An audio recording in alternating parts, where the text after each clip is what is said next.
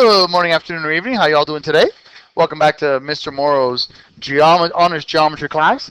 Today we're going to be talking about detour proofs and midpoints. So we're going to have a lot of fun stuff today. And in order to solve problems, or proofs, you might have to prove more than one pair of congruent triangles. These are known as detour proofs. Sometimes what they're asking you to prove, you can't just prove by proving one set of triangles congruent. Sometimes you have to prove multiple sets of triangles congruent. So that is why it is called a detour proof. It's pretty fun stuff. So let's get right to it. We have given here that AB is congruent to AD and that BC is congruent to CD. And I'm trying to prove that triangle ABE is congruent to triangle ADE. So in this one, I know I'm a broken record with labeling, but here, guys, it's like triple important. I'm trying to prove that triangle ABE here in purple is congruent to triangle ADE, which is the other one here in purple, if it ever comes out. There we go. A little delay here today. Sorry about that. So, all right, let's get right to it, guys. Like always, I put the figure down here at the bottom to help us out. So, first step is, of course, AB is congruent to AB. So, AB is congruent to AD. And that is, of course, given. Next, BC is congruent to CD, which is also given. So, BC is congruent to CD, which is also given. Now, from here, what can we tell here, guys? Yes, sir? No. Why would you say AE to AE? Let's think about this. I would say AC because you're right, though, my man. I don't want to discourage you. AE is congruent to AE. But that's not really going to help me at this point because we don't know that angle AEB or AED are right angles. If we did know that, we could have gone to this proof easily with HL, correct? Good. So good thinking. But AC is congruent to AC. All right? Now, why did I want to prove that? Well, this part here is my detour here, guys. Now what can I prove? Looking at the tick marks, what can I prove now? Which two triangles are congruent and why? Very good. Good job. Triangle ABC is congruent to triangle ADC because of SSS. This here, my brothers and sisters out there in the internet world, this is my detour. That's my detour. I needed to prove that that's congruent first. I needed to prove that that is congruent first. Like I had to. All right? Now, from there, let's rock and roll. From there, I can easily tell. I don't know why this is having a delay today. Oh, I'm sorry. BAE is congruent. Come on, man. There we go. BAE, which I will use a different color now, blue, angle BAE is congruent to angle DAE. Why? CPCTC. Then, now, my brother, I can say that AE is congruent to itself, AE, because of reflexive property. Right? And now I can get to the real proof of triangle ABE, which I will outline in green, is congruent to triangle ADE because of side angle side. So I had to prove that triangle ABC was congruent to triangle ADC so I could prove that angle BAE was congruent to angle DAE through CPCTC, then use the reflexive property, then prove what I'm trying to prove. Label, label, label. Use colored pencils if you have to. There's nothing illegal about that. Nothing wrong about that. In fact, I think it's ingenious. I think it's smart. Do it. Buy a couple colored pencils, guys. Help yourselves, because I know you can do this. Does everyone see the concept here, my brothers? Yes, no, maybe kind of, sort of? Yes, sir. You have been able to say angle CED is congruent to angle BAE because of vertical angles? CEB? CED is congruent to BEA because of vertical angles. CED and BEA. Yes, you could have said that because of vertical angles. Yes. Yes, you could have done that as well. That's pretty ingenious there, actually, sir. Well done. Well done. Any other questions, boys? Yes, sir. I guess you know what? Yeah. Had you stated that angle CED is congruent to angle BEA, you still would have needed to do the detour because you still needed to prove this, right? Remember, there's no angle side side. And you're not stating that it's a right angle, so you could not have used HL. It just would have been proven instead of SAS with angle side angle instead. Do you see what I'm saying, my brother? Do you see what I'm saying, my brother? So what you did was beautiful. You still would have had to have the same exact proof, except instead of saying, well, you would have had to add an extra step, actually. You would have had to have added this vertical angle part. So it would have been just a little bit longer for you, but yes. Yes, sir.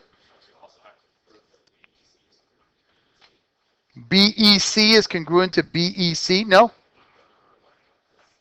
No. No, no, no, no, no. Oh, wait. Oh, yeah, you know what? Yeah, you would have also have had to gone this way too, guys.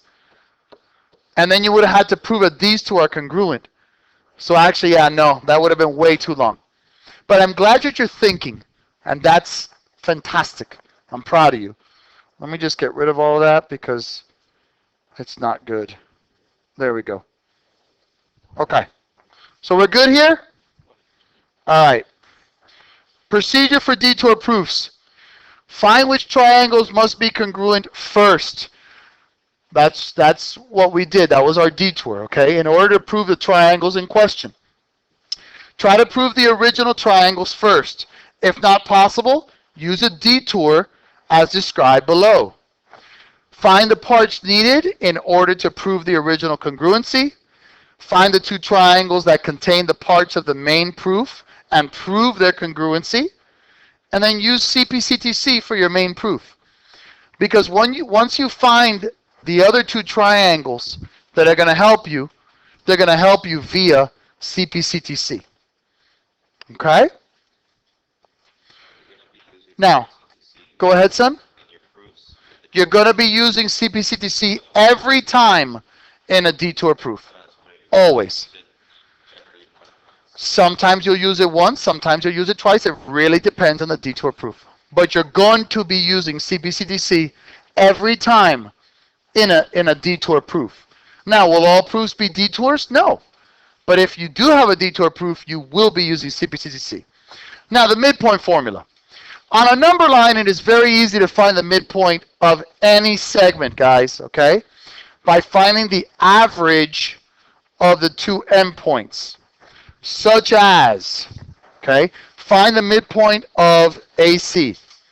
I want you to remember the formula for average or mean, okay? And in case you forgot it, it's right here. Average equals the sum over the total number of values.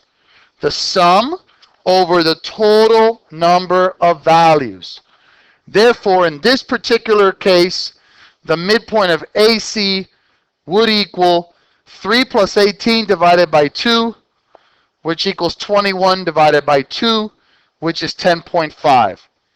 So the midpoint, you know, I don't have my number line etched out here, but roughly it'd be like about here, and that would be 10.5.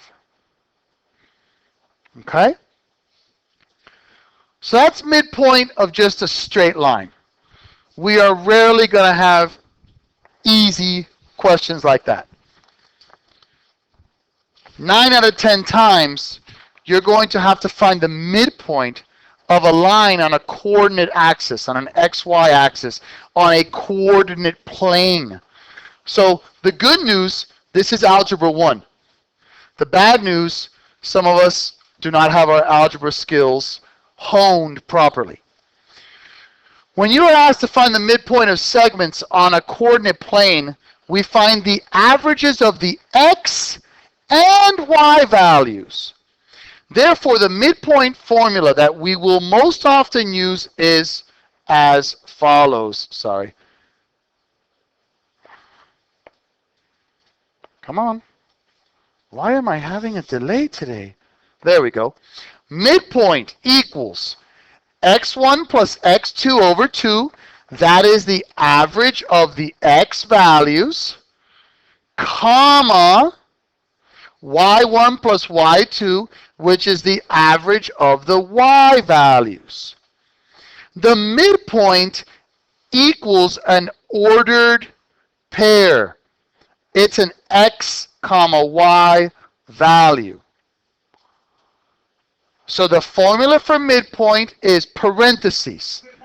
The x value part of the midpoint is x1 plus x2 divided by 2, and the comma, the y value is y1 plus y2 divided by 2.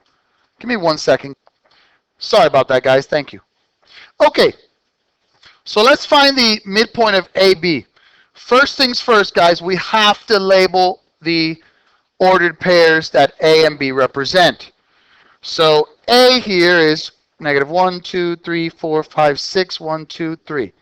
So negative 6, negative 3. That's my x1, comma, y1. B is 1, 2, 3, 4, 5, 2.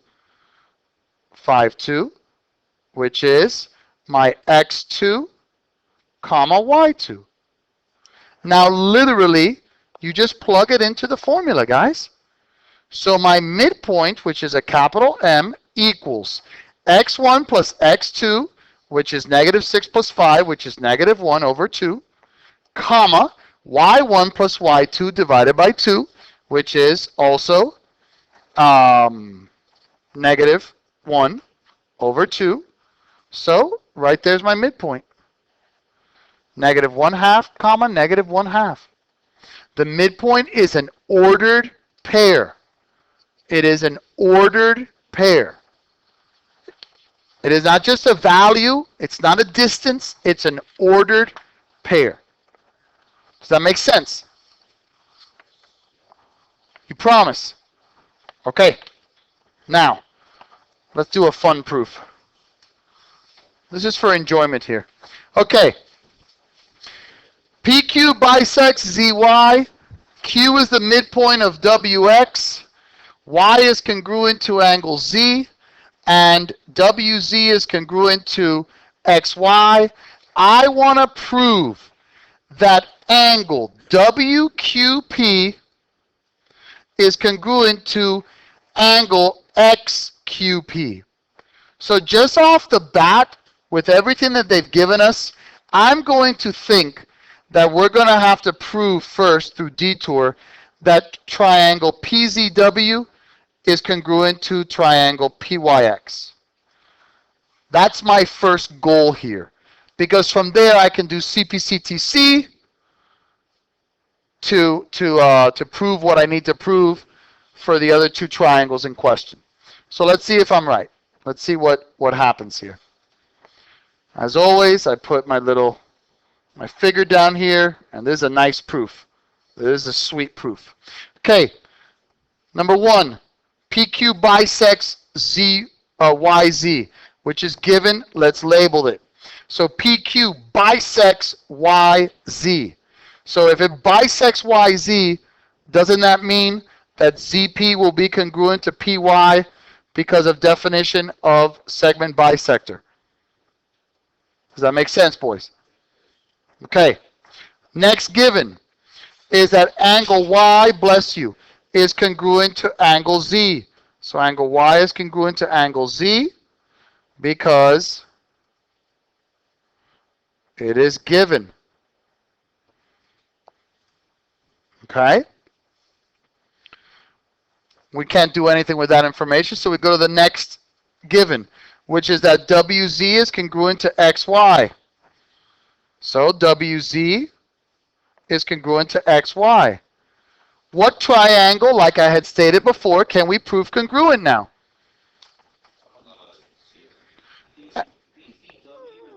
Very good, or either way, triangle ZWP is congruent to triangle YXP because of side angle side. That's my detour, guys. Now that I know that that is congruent, okay, can't I immediately say, wait a second, let's look at here what we got. Isn't WP now congruent to PX because of CPCTC? Then they tell us in a given that Q is the midpoint of WX. So if Q is the midpoint of WX, doesn't that mean then that WQ is congruent to QX because of definition of midpoint. Very good. Then I can say, very good, PQ is congruent to PQ because of reflexive property. You're on fire, kid. Then I can say triangle WQP is congruent to triangle XQP because of side, side, side. And then I can finally prove that angle, the one that I was looking for from the beginning, WQP is congruent to PQX because of CPCTC. So to answer your question from before, my brother, there you use CPCTC twice. So it's long, guys, but it's not that bad. But you do have to know which ones to solve first. That's the difficult part here.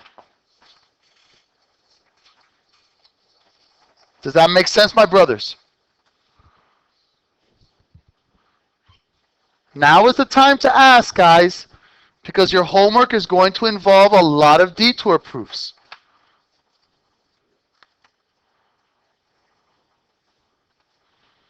I see you guys writing. I don't want to speed you through.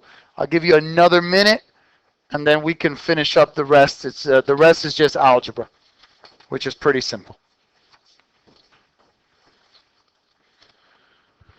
So I'll give you one more minute here. And if you have any questions that occur to you, please ask within that minute, please.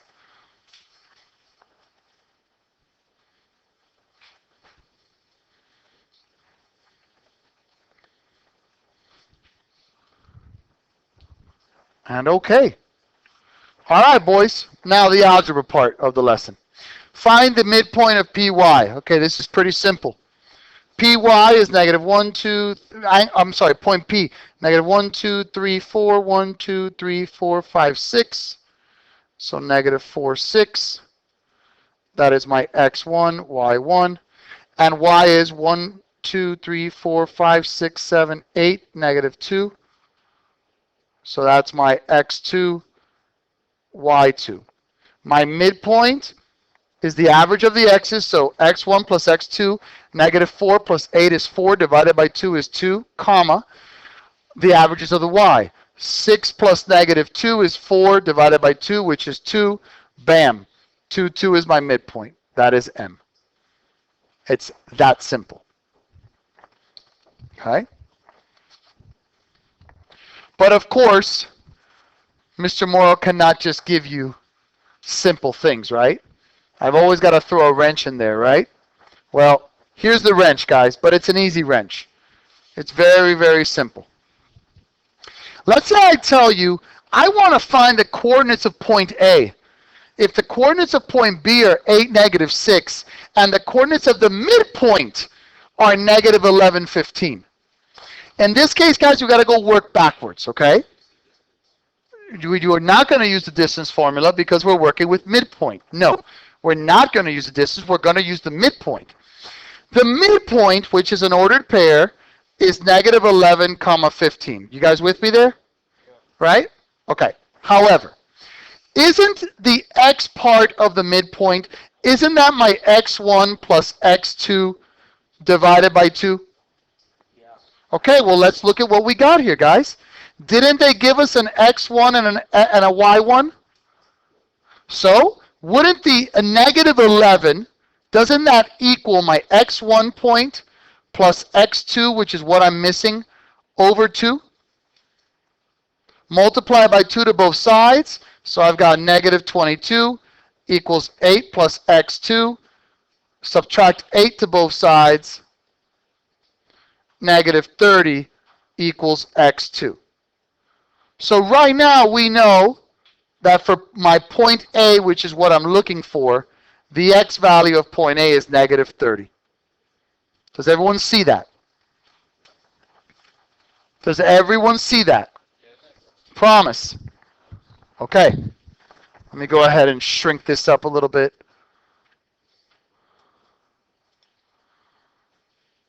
So then I can do the y.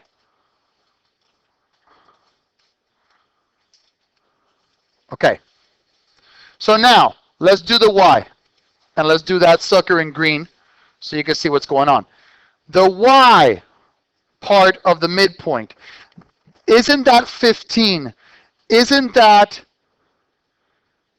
equal to y1, which is negative 6, plus y2 over 2? So multiply by 2, so I've got 30 equals negative 6 plus y2, add 6 to both sides, and my y2 equals 36. So my point, for my ordered pair for A is negative 30, comma 36. So that's the toughest part of midpoint, having to work backwards, which I don't think is that difficult at all. Does that make sense, boys? Okay. Now, I'm sorry I'm rushing through, but I want to do this last one right quick. So if you didn't catch this, please watch the video. I am sorry. Last but not least, in triangle ABC, find the coordinates of the point at which the median from A intersects BC. Guys, what's the definition of median? Guys, please, what is the definition of a median?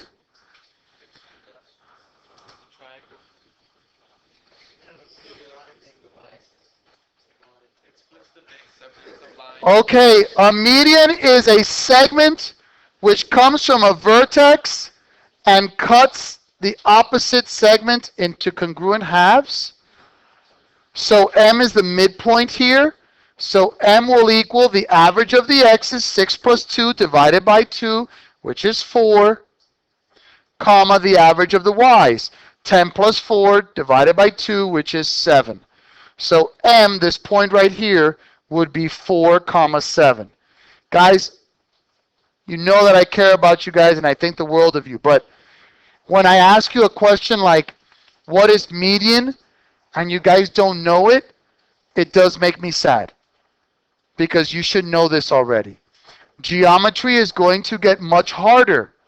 And if you guys don't know the vocabulary, you are only going to hurt yourselves. Thank you very much. I suggest watching this video a couple times. I hope you learned a lot. God bless you and have a wonderful, wonderful day. Thank you.